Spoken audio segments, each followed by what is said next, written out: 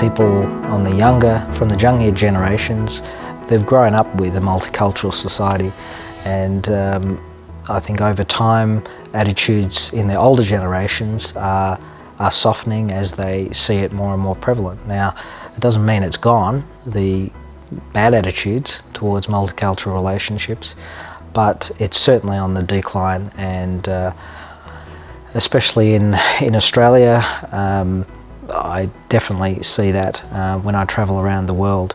Well, I particularly like living in Australia. I think there's quite an open country to experiencing the different cultures and quite accepting of those different cultures. And it certainly means that we're freer to develop our own unique sort of family identity that doesn't that's not connected to any one of our cultures. I actually think multicultural is a fantastic thing. Not only that, we all opened our eyes and our hearts to the rest of the world and the rest of the culture. I mean, Melbourne is actually so blessed that we have so many different cuisines. Pretty much anything that you want, we can have it here in Melbourne. They're very good quality. There are different people that come to Australia for a better life, Chinese or not.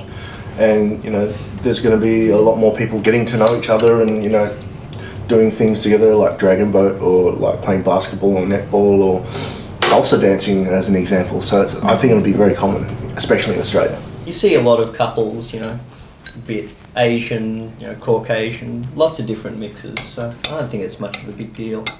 Yeah, there are. For Dawn, Richard and Leo, the choice to move to multicultural Australia was driven in part by a desire for neutral territory. We enjoy being away from family. That's give us a neutral place. So we are not living in Richard's culture, not my culture either, and it's help us to adjust, you know, to our life. You know, it is a big disadvantage. We particularly for the festivals, so, you know, holidays, things like Chinese New Year or Christmas Day. That's the time. That's the culture for both of the culture. Family gathering together. That's the time we really, you know, missing home. And hope we have family members come to see us and spend time together. Start feeling jealous whenever my friends say, "Oh, my grandma's coming over today. I can't play for you," or something, because like the grandpa's like really close, like all in Australia, but we're just spread out, and the closest relative out of Australia is in New Zealand. I think it is a good thing. People now we don't, you know, stay in our own culture anymore. Now we all, you know, come together, and so, you know, we can learn from each other. We can compromise from each other.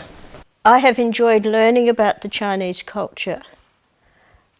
As Claire said before, I made the effort for her first visit to find out a little bit, because I know different cultures, you can do things that upset them without even knowing that you upset them.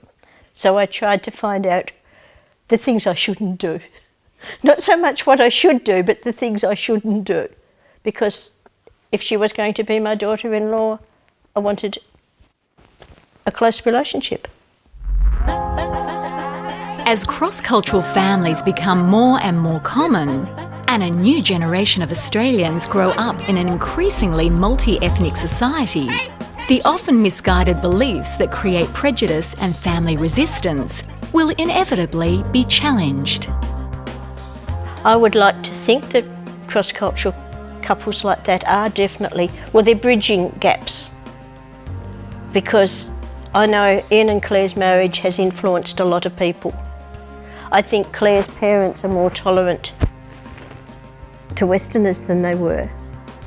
I think my family are more tolerant towards Claire's Chinese than probably they were.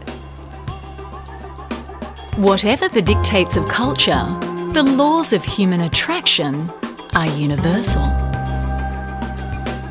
The one thing I have found through watching different people, different relationships, Ian and Claire, I guess really love knows no bounds. Away from all the cultural complexities and adult concerns, Leo has some pearls of wisdom of his own. He tells us about his friends. Some of them are Chinese, some of them are English. It doesn't really matter. Friends are friends. It depends on their personality, not their appearance.